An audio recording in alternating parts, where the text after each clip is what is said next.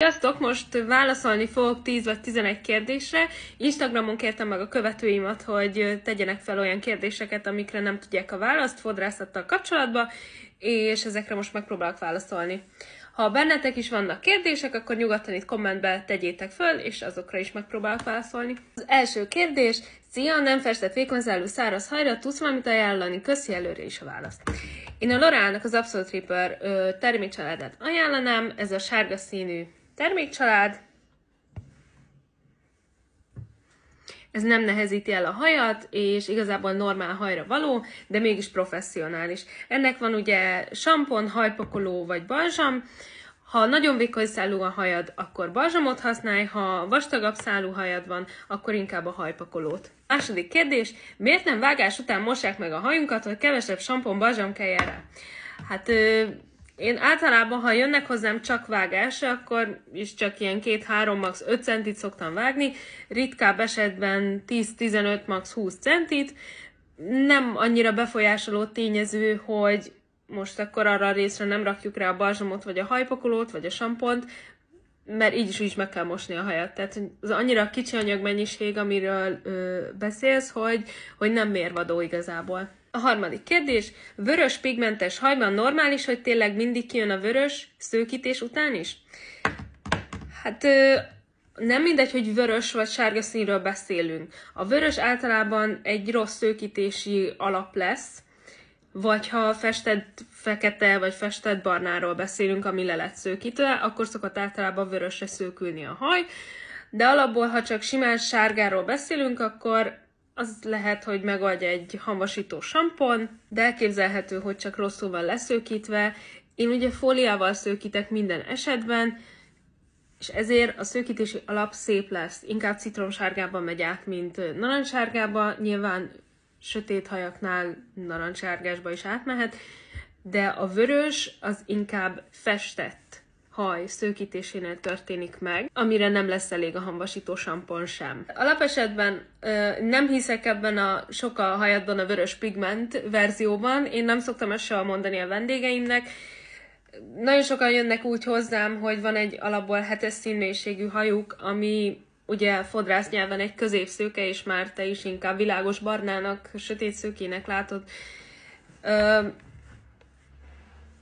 Nincs olyan, hogy sok a vörös pigment a hajadban. Tehát van sötét haj, van világos haj, van vastagszálú haj, van vékony szálú haj, nyilván van, amit könnyebb szőkíteni, van, amit nehezebb, de alapjáraton egy 7-es színmélységű hajat le lehet szőkíteni rendesen. Negyedik kérdés: mivel tudnánk elkerülni, hogy ilyen szálacskák, szöszök álljanak ki a hajunkból? Általában a szöszös haj az nem azt jelenti, hogy szöszös, hanem a babahajak, amik innen fentről ugye kezdenek el nőni, azok fognak kiállni, mert nem tudnak még szépen belelapulni, belesimulni a haj tömegbe, hiszen nem egyforma hosszú soha a hajunk. Tehát akinek nagyon sokat hullik a haja, annak általában sok babahaja is van, aminek mondjuk az egyik ide ér, a másik ide, és emiatt szöszös hatású lesz a haj, de amit ilyenkor lehet kezdeni vele, az hogy hajvégápoló olajozod. Én ezt szoktam használni a vendégeim hajára, Absolute Repair olaj. Ebből sem kell az egész tubust rárakni, nyomsz eggyel, rásimítod a hajadra, szépen elkened a kezeden, rásimítod a hajadra, és utána meg is vagyunk. Ezt sem kell minden nap megismételni, csak minden hajmosás után, vagy egyszer még hajmosás előtt, tehát hogy nem kell túltolni. 5. kérdés: mit csináljak? Használjak gyorsan zsírosodó hajjal? Köszi a választ. Első körben szerintem nem feltétlen zsírosodik egy haj gyorsan, ha az jól van megmosva. Nagyon sokan még mindig, sajnos ezt ki kell mondanom, de nem tudtok hajat mosni.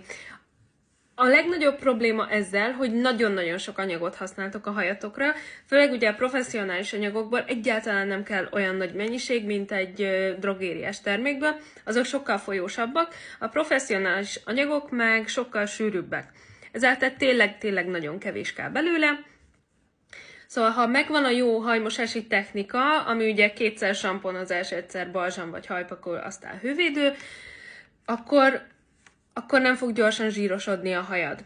De ha mindezek mellett is zsírosodik a hajad, akkor szerintem érdemes kipróbálni a L'Oréal-nak a Scalp Advanced termékcsaládát, Ez most a kék verzió, ez egyébként korpásodás elleni sampon, viszont ennek a zöld verziója, amit itt kockában zöldnek fogsz látni, az a zsírosodás elleni sampon. A 6. kérdés, hogy egyéni oktatásra nálad, tehát hogy vállalok egyéni oktatást, nem vállalok oktatást se egyénit, se sok embernek, semmiért nagyon kedvesek vagytok, meg nagyon jól esik egyébként, hogy ezt nagyon sokan megkérdezitek, nagyon sokszor, de nem vállalok oktatást, én nem érzem magamba azt a plusz energiát, ami kellene egy ilyen oktatáshoz.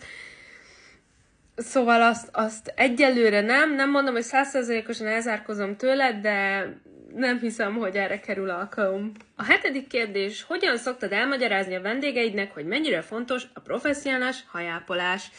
Ez még mindig egy nagyon nehéz téma, én nagyon-nagyon próbálkozok, és próbálom mondani a vendégeimnek, hogy miért fontos, hogyan kell használni ezeket a termékeket, hogy igazából ugyanannyira fogsz kijönni anyagiakban, mert ebből sokkal kevesebbet kell használni, viszont drágább, abból sokkal többet, de olcsóbb. Szóval nagyjából a mérlegnyelve az középen van, emiatt sokkal jobban megéri professzionális hajápolókra beruházni. 8. kérdés. Valóban megéri professzionális samponba fektetni otthon? Mire érdemes többet rákölteni? Ugye visszakanyarodva az előző kérdéshez, igen, megéri, én fodrászként azt mondom, hogy megéri, de szerintem minden kollégám nevébe beszélhetek, hogy egyáltalán nem tud felérni egy drogériás termék egy professzionális termékkel. Ugye alapból a drogériás samponokat öntitek, mintha tusfürdő lenne, tehát nagyon-nagyon sokat nyomtok, tudom, mert nyilván én is használtam régen ilyet, nem sajnáltam, hadd szóljon. De ezzel szemben tényleg ezek a samponok nagyon keveset igényelnek a hajra. Tehát nem kell megtömni velük, különben, ha sokat raksz belőlük, elzsírosodik, elnehezedik a hajad, ezáltal azt tudod mondani, hogy ez egy rossz termék. Nem rossz termék, csak nem tudod használni. 9. kérdés. Te ajánlod a hamvasító samponok használatát, ha nem, akkor esetleg mit ajánlasz a vendégeidnek? Igen, nagyon ajánlom, viszont ha nincsen normálisan leszőkítve a hajad, nem megfelelő a szőkítési alap, akkor a hamvasító sampon sem fog tudni rajta segíteni, csak az árnyalás. Árnyalásra egyébként hozzám nagyon ritkán szoktak így két festés között betérni, de van olyan vendégem, akinek igényli a haja, mert egyszerűen visszasárgul. Nyilván ez is egy normális folyamat, de ha már hamvasító sampon, akkor kérlek, kerüljük el azt a drogériában kapható óriási nagy márkát, mert szárítja a hajat és gyilkolja. Tehát légy szíves, ne használjátok. Használjátok helyette a L'Oréalnak a Chroma krémjét, most itthon nekem csak a kékből van, de alapjáraton a lilát szoktam ajánlani. Ugye mivel én fóliával szőkítek, ezért általában a hajak citromsárgára szőkülnek, és a citromsárgát a lila üti ki, tehát attól lesz hamvas. A narancssárgára rakjátok rá a kéket, mert azt fogja egy kicsit semlegesíteni benne a narancssárga pigmenteket. A 10. kérdés, hogy Dyson hajformázó megéri-e otthonra? Hát nekem megvan ez a csoda, ez a Dyson Airstraight, én nagyon szeretem, jelenleg is azzal van kiegyenesítve a hajam. Márciusban csináltam róla egy TikTok videót, akkor kaptam meg, vagyis hogy vettem meg, csak a csomagot akkor kaptam meg, és azóta használom, azóta hajvasaló nem ért a hajamhoz, ez most már igen, már több mint fél éve, nagyon durva, egyébként érzem is, hogy egészségesebb a hajam, és ami nagyon-nagyon pluszpont, hogy ezzel csak 140 fokig, tehát az a maximum hőmérséklet, amivel tudod így áthúzni a hajadon, tehát tényleg úgy kell használni, mint egy hajvasalót tulajdonképpen, és ezzel szemben egy hajvasalót minimum 170-180 fokon használtam én is, és nincsen megégett hajvasaló szaga a hajamnak, ez a legjobb érzés a világon, szóval ezt nagyon szeretem benne. Nagyon ajánlom ezt az Airstraight-et otthonra, viszont vékony szálú a hajam, könnyen formázható, tehát ez egy vastagszálú göndörhajra nem lesz jó. Tehát én próbáltam a vendégeimnél, nem jött össze, nem volt jó. Annyira nem ajánlom ezt ilyen típusú hajakra, de ami olyan, mint az enyém, vékonyabb szálú, vagy normál vastagságú, szőkített haj, ami könnyen kezelhető, arra nagyon ajánlom, és szerintem nagyon jó befektetés egyébként. Van ugye még a Dyson Airwrap, aminek lehet cserélni a fejeit. Nekem az nincsen, valószínűleg nem is lesz, mert én egyenesen szeretem leginkább a hajamat, viszont az egyik barátnőmnek megvan, és ő nagyon szereti használni, neki is ilyen normál vastagságú haja van. Sok helyen olvastam, hogy nem igazán tartja benne a hullámokat, nyilván nem tartja annyira, mint egy hajvasalónál, mert ott egy vassal érintkezik a haj, ami hőt ad át, tehát hogy teljesen más, mint egy szárító.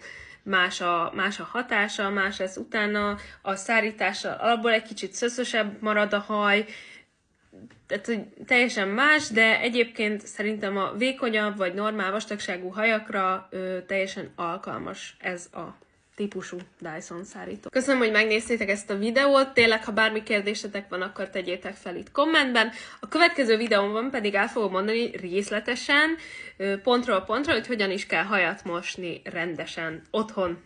Sziasztok!